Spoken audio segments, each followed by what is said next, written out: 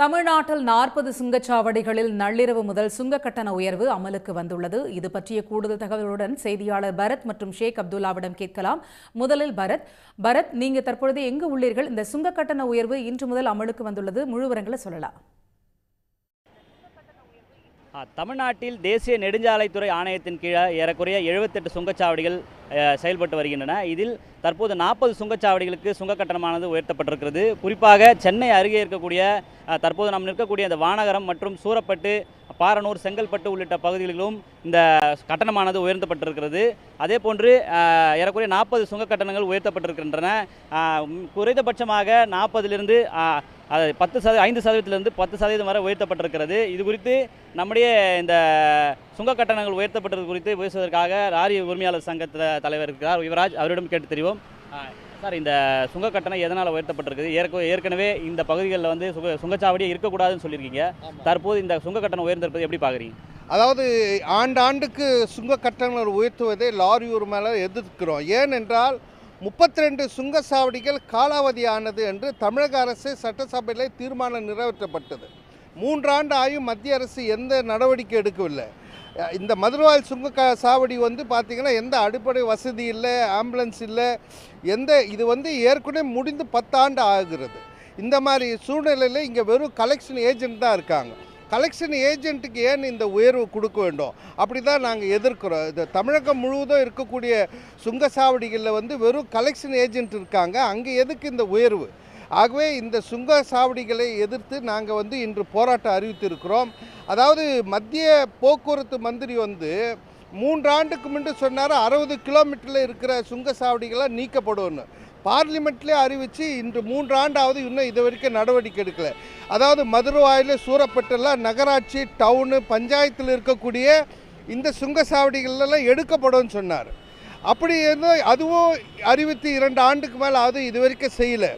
அதே மாதிரி முடிந்த பிறகு 40% வசூல் செய்வோன்னு சொல்லியிருந்தாங்க.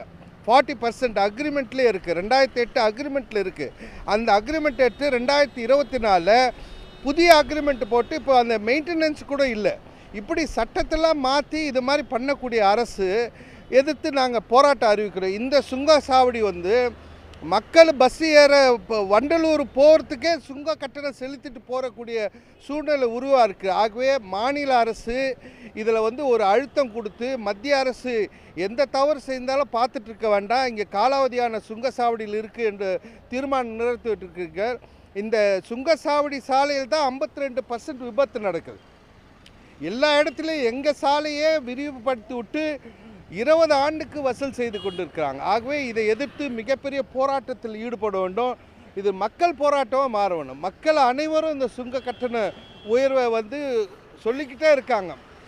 ஆகவே வருங்காலையில் ஒரு நாள் குறிப்பிட்டு அந்தந்த மாவட்டத்தில் இருக்கிற ஒட்டுமொத்த டீசல், பெட்ரோல் உபயோகிப்பாளர் எல்லாமே ஒன்று கூடி மத்திய அரசுக்கு இந்த சுங்க கட்டணத்தில் நடக்கக்கூடிய கொள்ளையை தடுக்க வேண்டும், காலாவதியான சுங்கச்சாவடியில் எடுக்க வேண்டும் என்ற போராட்டத்தை நாங்கள் எடுக்க இப்போது மக்களோடு சேர்ந்து போராட்டத்துக்கு தயாராகி கொண்டிருக்கிறோம். அதாவது இந்த இந்த 40 கட்டணம் உயர்த்தப்பட்டிருக்க சுங்கச்சாவடிகளில் பல சுங்கச்சாவடிகள் காலாவதியாக இருப்பதாகவும், அதே போன்று இது தேவையற்ற அந்த கட்டண உயர்வு என்பது தேவையற்றது ஒன்று என்று நமது லாரி உரிமையாளர் சங்க தலைவர் கூறியிருக்கிறார். அடுத்து ஷேக் அப்துல்லாவிடம் கேட்கலாம். ஷேக் அப்துல்லா, நீங்க எந்த சுங்கச்சாவடியில் இருக்கீங்க?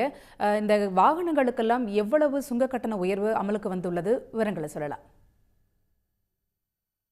தமிழ்நாடு முழுவதும் 40 சுங்கச்சாவடிகளில் நள்ளிரவு முதல் கட்டண உயர்வு அமல்படுத்தப்பட்டுள்ளது.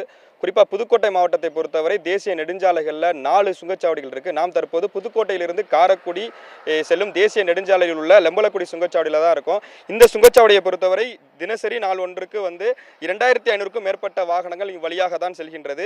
இந்த சுங்கச்சாவடியை பொறுத்தவரை 5 ரூபாயிலிருந்து 10 ரூபாய் வரை கட்டணம் உயர்த்தப்பட்டுள்ளது. இந்த கட்டண உயர்வு வாகன ஓட்டுநர்களுக்கும் உரிமையாளர்களுக்கும் பெரிய அளவிலான பாதிப்பை ஏற்படுத்தி தான் இருக்குன்னு சொல்லணும். தற்போது வந்து இந்த பகுதியில் வந்த வாகன ஓட்டுநர் ஒருத்தர் இருக்கார், அவர்கிட்ட கேட்கலாம். நீங்கள் எந்த பகுதியிலேருந்து எங்கே செல்றீங்க?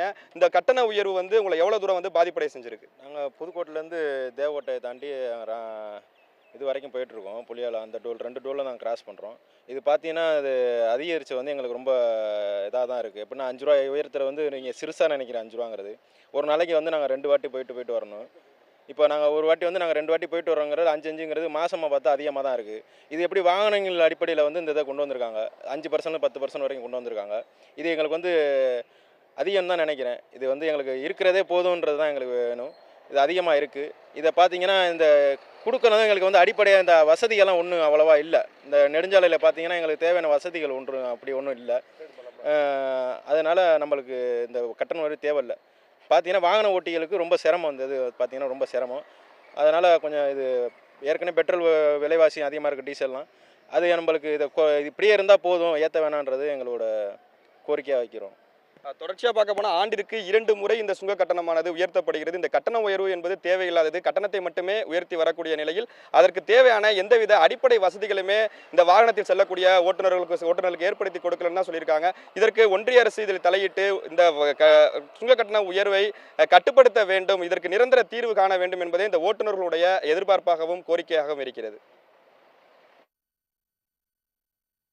தகவல்களுக்கு நன்றி ஷேக் அப்துல்லா மற்றும் பரத். உடனுக்குடன் செய்திகளை தெரிந்து கொள்ள சன் நியூஸ் பெல் ஐகானை கிளிக் பண்ணுங்க.